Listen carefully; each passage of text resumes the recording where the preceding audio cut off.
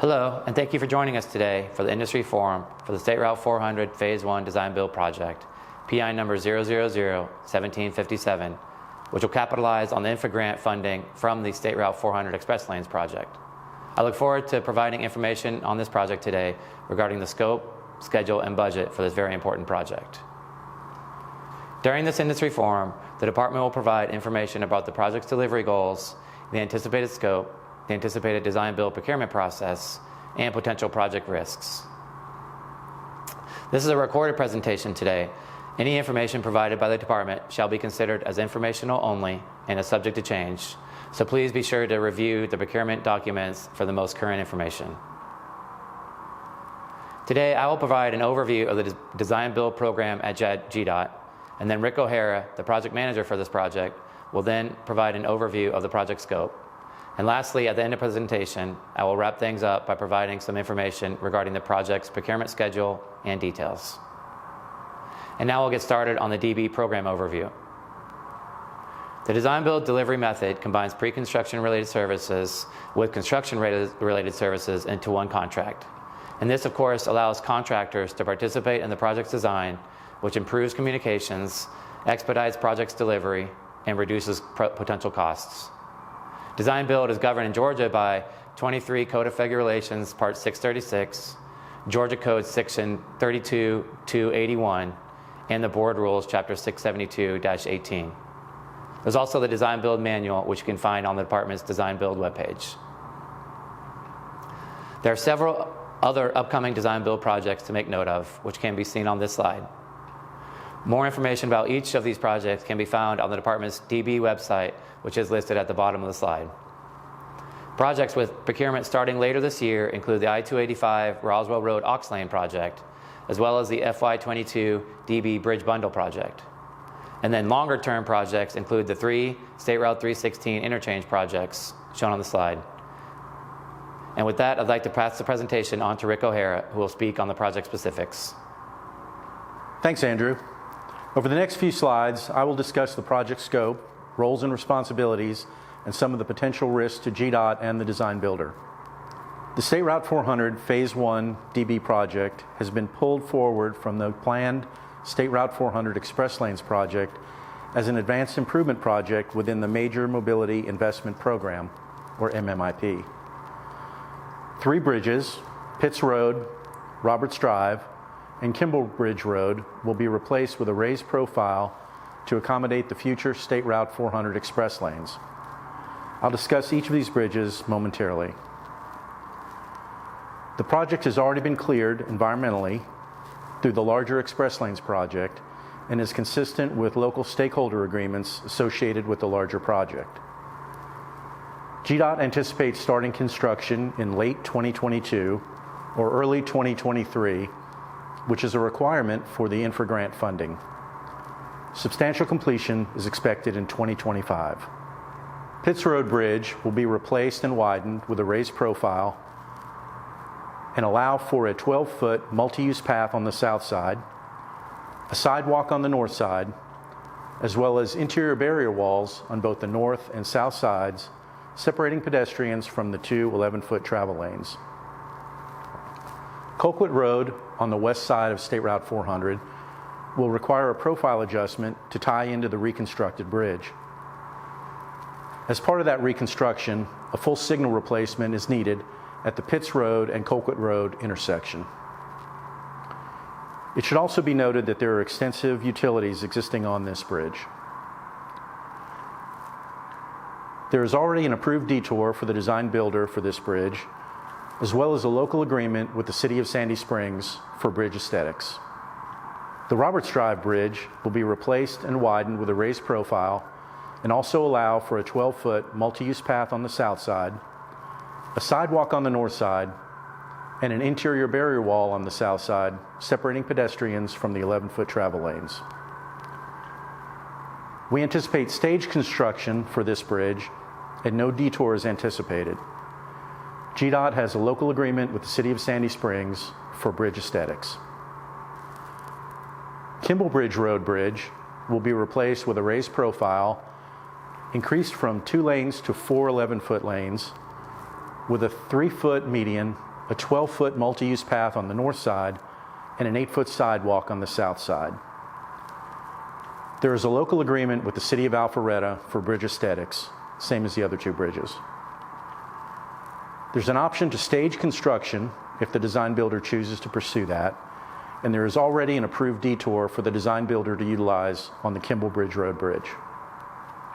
The design builder will be responsible for design and construction, schedule development and schedule management, maintaining traffic control and construction signage, detour notification support, utility coordination, and must also complete the project within a defined timeline.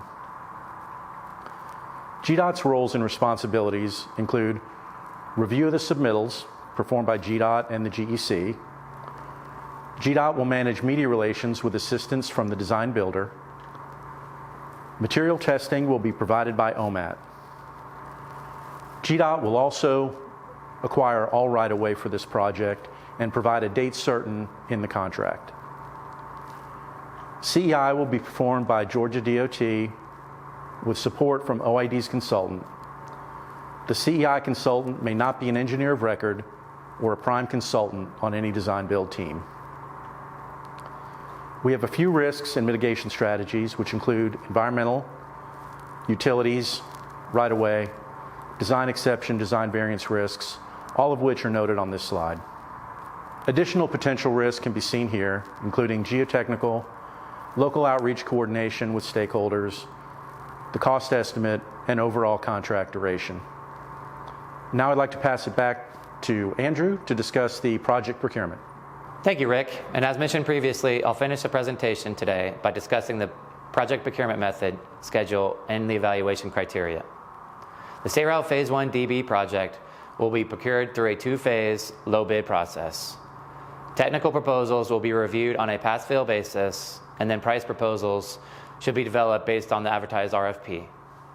The apparent successful proposer will be the responsive proposer who submits the lowest qualified price for the project, meeting the technical requirements stated in the RFP. And due to the nature of this bridge replacement project, the 4.01A area class for minor bridge design will be required for the lead design consultant.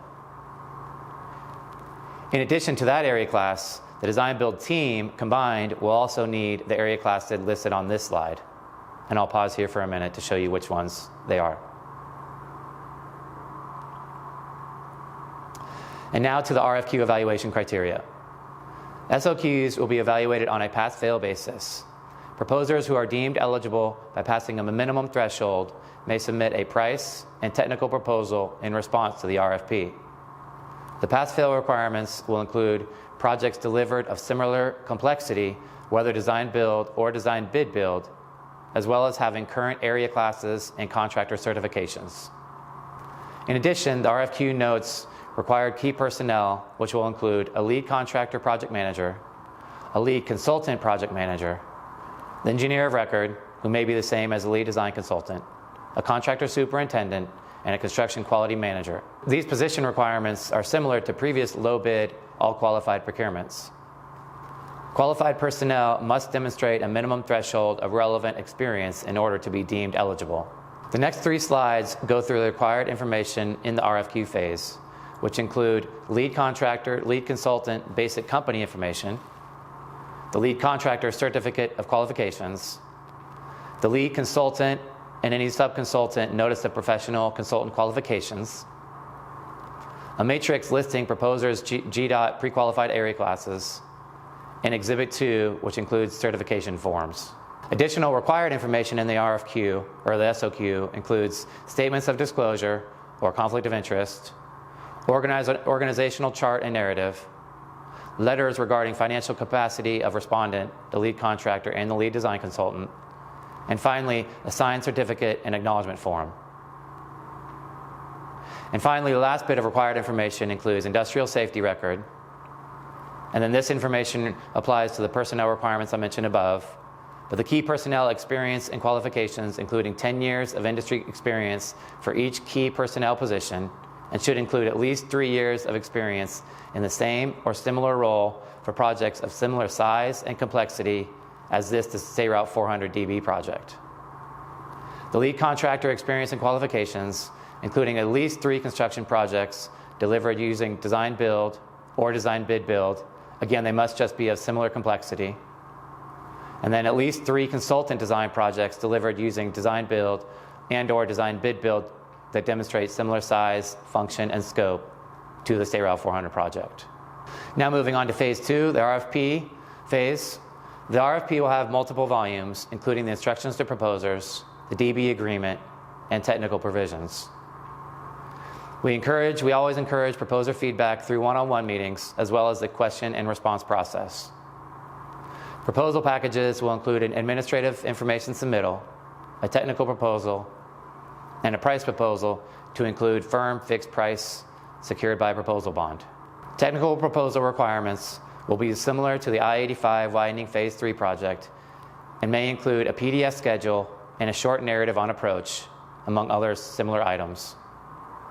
Technical proposal commitments may be captured from the proposal and brought into the RFP.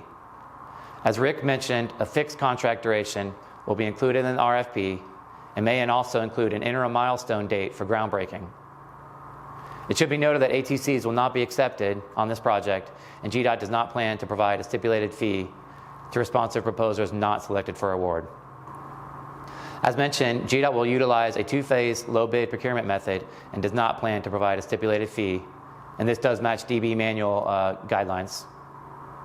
The tentative procurement schedule is shown on this slide. Our next step will be to hold industry one-on-one meetings, and then the RFQ advertisement will follow on October 29th. GDOT plans to issue the RFP on January 7th, 2022, and announce the successful bidder on April 29th of 2022. And please note that all dates are subject to change, so again, please review the current procurement documents as necessary. And with that, I'd like to close the presentation by expressing the department's gratitude for our continued partnership with the industry, and also that we look forward to working with you further on this important project. If there are any questions, please send them to State Route 400 Phase 1 at dot.ga.gov, or you can also check out the Design Build webpage. And thank you for your attention today.